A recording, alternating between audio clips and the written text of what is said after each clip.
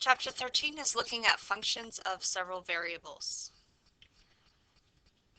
In section 13.1, our objectives are to understand the notation for a function of several variables, sketch the graph of a function of two variables, sketch level curves for a function of two variables, sketch level surfaces for a function of three variables, and use computer graphics to graph a function of two variables.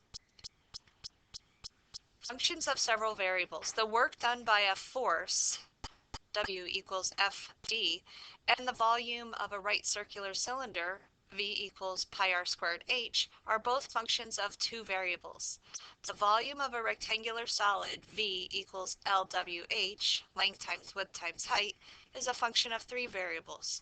Here are some examples. Z is a function of two variables. You can write Z equals f of xy. F is a function of two variables, x and y. X and y are your input variables.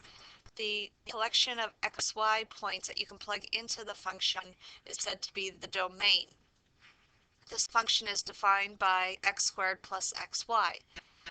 Everything that you get out of the function is considered your range. The example on the bottom of the slide here is w equals a function of x, y, and z. It's a function of three variables. X, y, and z would be part of the domain, and anything that you get out of this function is part of the range. This is a function of three variables. Here's an example of looking at the domains of functions of several variables. In part A, our function of two variables x and y equals the square root of x squared plus y squared minus 9 divided by x. When you're looking at domain, you want to look at what the restrictions are. You cannot have a 0 in the denominator, and you can't take the square root of a negative number. So we need to look at the values of x and y that would cause those undefined functions. We say that the function f is defined for all points x and y such as x cannot equal 0, and x squared plus y squared must be greater than or equal to 9. If x squared plus y squared is not greater than or equal to 9, you'll end up with a negative under the radical. We can determine what the collection of all those points are in the domain in terms of a graph. Again, x cannot equal 0, going back to this slide, and x squared plus y squared must be greater than or equal to 9. X squared plus y squared equals 9 is the graph of a circle. So you want to look at all the xy points that exceed the circle, go outside the boundary. So we are looking at the domain, which is a set of all the points lying on or outside of the circle, except for those points where x equals 0. Remember, x cannot equal 0. That's why you have a dashed line in the blue shaded part here. And x squared plus y squared must be greater than or equal to 9. So we're looking at the domain as the shaded region that is outside of the circle. So all the points on or outside the circle, excluding when x is equal to 0, is part of your domain. For the second example, we're looking at,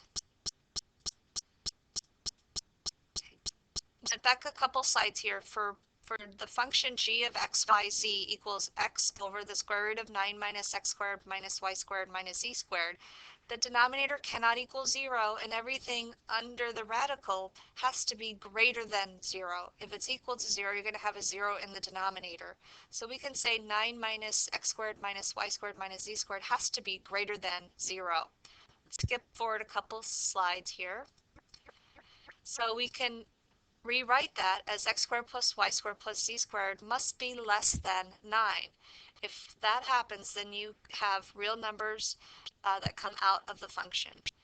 And graphically, x squared plus y squared plus z squared equals 9 is a sphere. So we want to look at all the points x, y, and z where x squared plus y squared plus z squared is less than 9. So the domain is the set of all the points lying inside the sphere of radius 3 that is centered at the origin. Here are a few examples that I'd like you to try on your own. Go ahead and pause the video, work these out, and then come back to check your work. For this example, we are going to evaluate the function of two variables f of xy equals 4 minus x squared minus 4y squared. We want to evaluate this at 2 points, f of 0, 0 and f of 2, 3. To find f of 0, 0, you're going to be plugging in 0 for x and 0 for y and simplifying your answer. So plugging in 0 for x and 0 for y, we get 4 minus 0 squared minus 4 times 0 squared equals 4.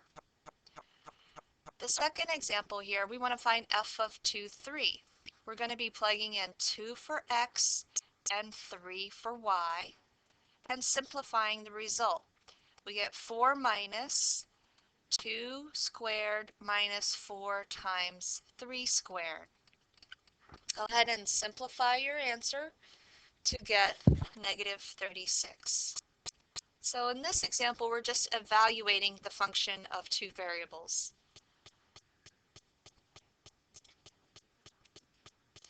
For this example, we have the volume of a cylinder.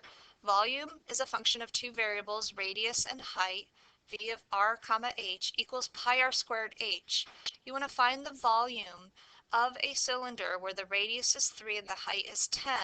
You want to find v of 3 comma 10 and also find the volume of a cylinder with a radius of 5 and a height of 2. Find v of 5 comma 2. Try these on your own and come back, pause the video and come back and then check your answers. To find the volume of a cylinder where the radius is 3 and the height is 10, we're plugging in 3 for R and 10 for H. We can simplify this answer to get 3 squared is 9 times 10 times pi, 90 pi. We're not given the units here, but if these were given in inches, the volume would be in cubic inches. Let's go ahead and evaluate the volume function for 5 comma 2. Plugging in 5 for R and 2 for H and simplifying the result, we get 5 squared is 25 times 2 times pi. We get 50 pi. So the volume is something that we've done before. Now we're just looking at it as a function of two variables using this function notation.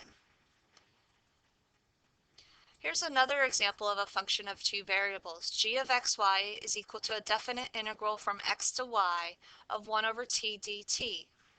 We want to evaluate this function of two variables at the following: g of 4 comma 1 and g of 2 comma 5. Try these on your own, pause the video, and come back and check your work. Let's find g of 4 comma 1. We're plugging in 4 for x and 1 for y into the function. And in this case, the function is a definite integral. Once we plug in those values, we have a single definite integral. We can integrate and use the fundamental theorem of calculus to evaluate. The antiderivative of 1 over t dt is the natural log of t. You can use absolute value here. And since it's a definite integral, we're going to be plugging in the bounds. We're going to plug in the upper bound to get the natural log of 1 minus the lower bound, the natural log of 4. You can simplify this. The natural log of 1 is 0, so this can be written as the opposite of the natural log of 4. You can also write this as a decimal. You can evaluate definite integrals using the integration feature on the graphing calculator. But that's going to give you a decimal approximation, so this gives you an exact answer. Let's find g of 2 comma 5. You're going to evaluate the definite integral where x is equal to 2 and y is equal to 5 of 1 over t dt. So the antiderivative of 1 over t dt is the natural log of t, evaluated at the bounds from 2 to 5. Plugging in 5, the upper bound, we get the natural log of 5. Plugging in the lower bound is the natural log of 2. Now we can leave our answer this way, but we can also use the properties of exponents, properties of logarithms to simplify this answer. The natural log of 5 minus the natural log of 2 can also be written as the natural log of 5 divided by 2. And of course you can find a decimal approximation to this with your calculator.